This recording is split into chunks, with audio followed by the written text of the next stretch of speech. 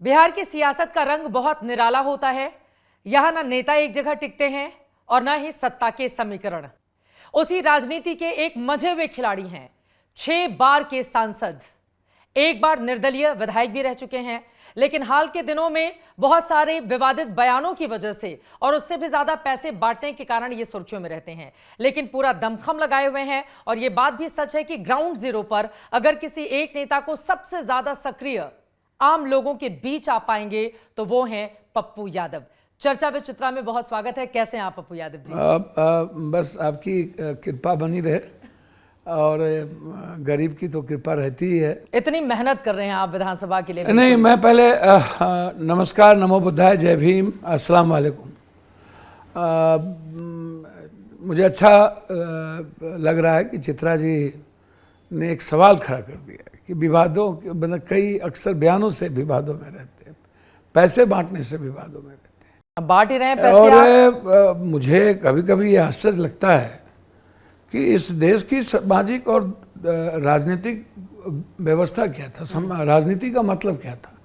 राजनीति का मतलब था सेवा, और राजनीति का मतलब था मदद, राजनीति का मतलब था न्याय, राजनीति का मतलब था एक अच्छी सच्चाई के साथ जीने वाला लीडर। चाहे आप जिसको भी उठा करके देखिएगा, राजनारायण जी तो यहाँ तक कह दिया था कि जो इंदिरा की नहीं हुई वो मेरा क्या होगा, और 1 साल के बाद रिजाइन कर दिया था। याद है बिल्कुल। तो सही उन्होंने कहा था। अरे लेकिन पैसा बांट कर को नहीं दिखाई देता है ना पप्पू यादव जी। मैं भी वहीं पर आ रहा हूँ कि कोई कंट्री में और दुनिया में आपको पैसा नहीं बांटते मिलेगा।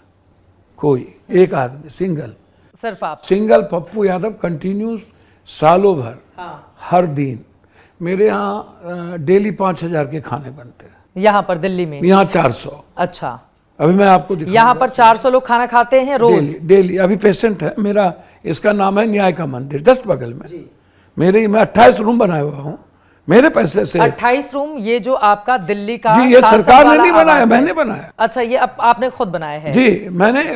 लोग नेता, MP, MLA लोग अपने ऐशो आराम के लिए पीछे में एक से एक भौतिक सुख के लिए चीज रखते हैं, और मैं उनके बगैर नहीं जी सकता। पूरे देश के गरीब आते हैं यहाँ इलाज कराने के लिए। यहाँ आते हैं, आप उनकी मदद करते हैं? मेरे यहाँ 8 PA हैं सिर्फ उनके इलाज के लिए। 18 हजार रुपये तनख्वाह। और बाकी आपने कहा कि 5,000 खाना बनता है, ये बिहार में? ये 400 यहाँ। हाँ। हर दिन मेरे पूर्णिया में 2,000 के लगभग, पटना में लगभग 150-200, और गांव में लगभग 200, 250, 300, 400। तो ये कोई आज की बात नहीं है, मेरे दादा नाना के समय की बात है। मतलब आप ये बता रहे हैं कि आप पहले से संपन्न हैं बहुत ज्यादा, कोई ये ना सोचे कि इतना पैसा कहाँ से आ रहा है, ये बताना चाहते हैं? अच्छा, संपन्न मैं हूँ, हाँ, ये बताने की जरूरत है कि ये कागज पे है? कागज पे है।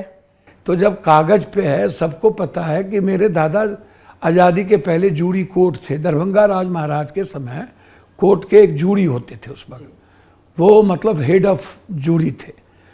और मेरे दादा फर्स्ट मुखिया रहे आज़ादी के बाद 32 साल। मेरे पिताजी 32 साल मुखिया रहे। अब हम लोग मथुरा से, अब हम लोग भर को आए, अंग्रेज से लड़ाई हुई, बहुत अंग्रेज मारे गए, फिर हम लोग की आधी जमीन जगह वहाँ खत्म हो गई। आप इतना स्वर्णिम इतिहास अपने परिवार का बता रहे हैं, फिर अभी तो आपने हलफनामा दिया था ना जिसमें 41 से ज्यादा मामले भी दर्ज हैं आपके ऊपर। मैं तो एक बात बता दूं, मैं वहाँ भी आऊँगा।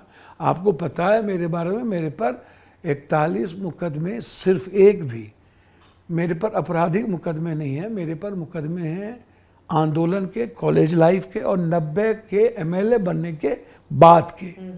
90 के पहले के नहीं। मैं एक बड़े जमींदार और किसान परिवार से हूँ, और मैं आनंद मार्गी हूँ।